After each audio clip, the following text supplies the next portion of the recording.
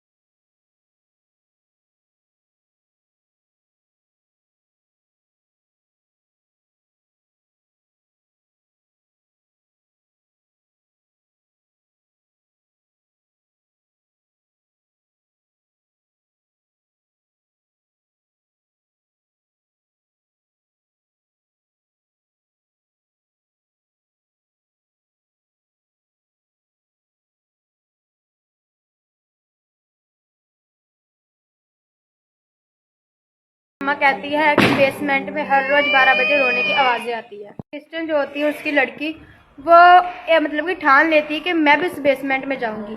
फिर जब रात होती है तो वो 12 बज जाते हैं तो मम्मी पापा उसको सो रहे होते हैं, तब वो बेसमेंट में जाती है। तो गाइस जब वो बेसमेंट में अभी जाती है तो वहाँ पर वो देखते पूरी टूटी फूटी चीज़ें पड़ी थी। तो वहाँ पर उसे एक पिज़्ज़ा बोर्ड मिलता है और वो उसको देखती है तो पूरे उसके ऊपर धूल पड़ी होती है।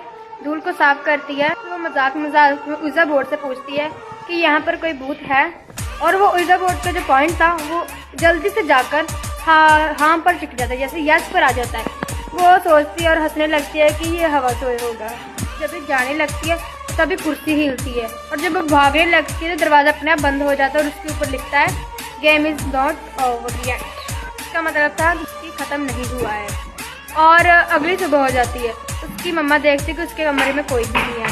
ये सोचकर उसकी मम्मा सोचती है कि लगता है वो वॉक पर गई होगी, लेकिन जब देर रात तक वो घर पर नहीं आती है तो अपने पापा मतलब कि अपने हस्बैंड से शेयर करती है कि अभी तक हमारी बेटी जो अभी तक नहीं घर पर आई है।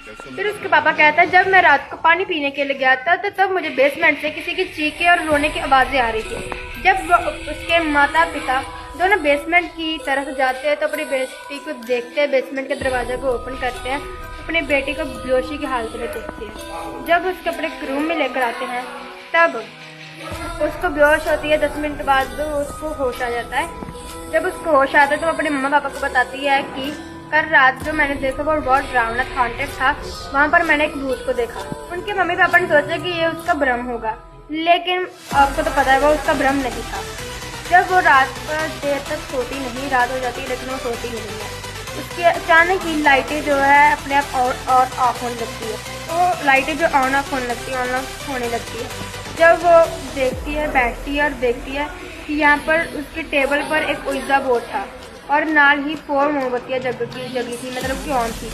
तो उसकी जो दीवार उसके ऊपर लिखा था गेम अभी पूरा नहीं हुआ, पहले गेम पूरा करो नहीं तो मैं तुम्हें मार दूँ। तो बस ऐसा ही एक जो मैं आपको बताने वाली है कि वम्पायर है, जैसे जिसको हम वम्पायर कह देते हैं, जो है मतलब कि वम्पायर बैट, जिसको हम चमगादड़ भी कह देते हैं, जो वो होता है उसको इंग्लिश में वम्पायर बैट कहते हैं, जो कि वो वम्पायर की तरह हरकतें करता है, वम्पायर की तरह ही मतलब कि लोगों का खून पीता है। तो जिसका भी वो खून पीता है उसको पता तक नहीं चलता कि उसने उसका खून पिया है।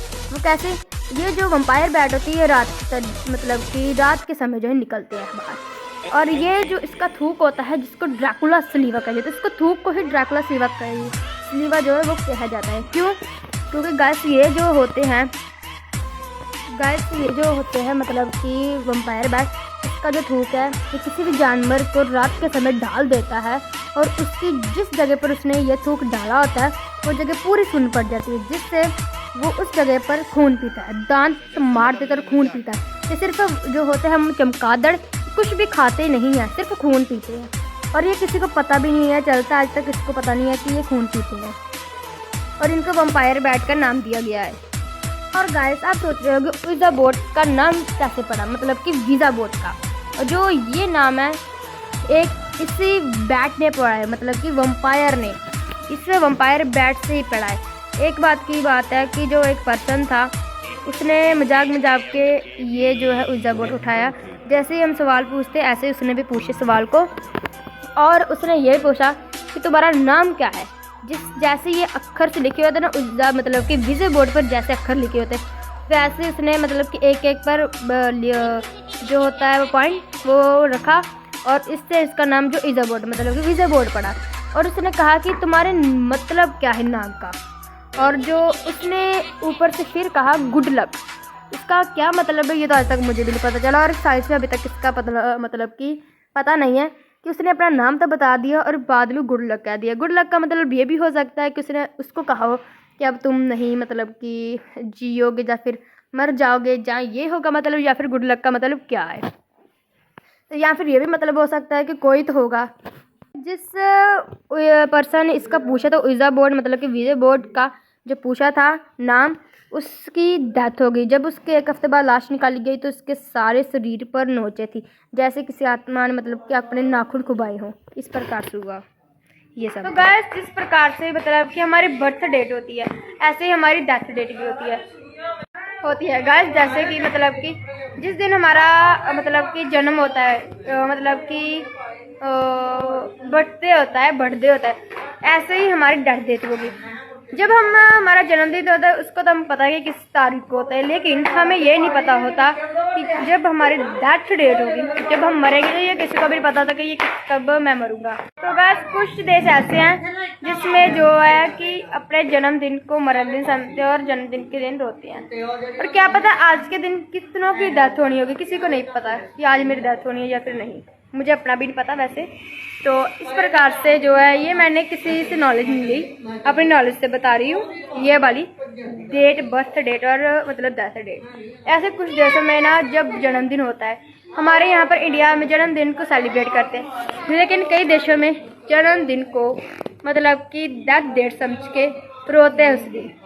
और ये ता करते हैं, उनका मानना ये है कि उनकी उम्र कम हो रही है। वैसे ये बात तो सच में है, जब हमारा जन्म होता है तब से हमारी जो है उम्र जो है ऐसे जाने लगती है नीचे की तरफ, मतलब हमारे मरण के दिन आ जाते हैं। मतलब इसका अगला पार्ट जो मैं अगली वीडियो में बताऊंगी, सारी कहानी बताऊंगी। इस वीडियो का भी ऐड करती हूँ, और सेकंड पार्ट के लिए नीचे क्लिक कर हमारा फुल ब्लॉग देख लेना।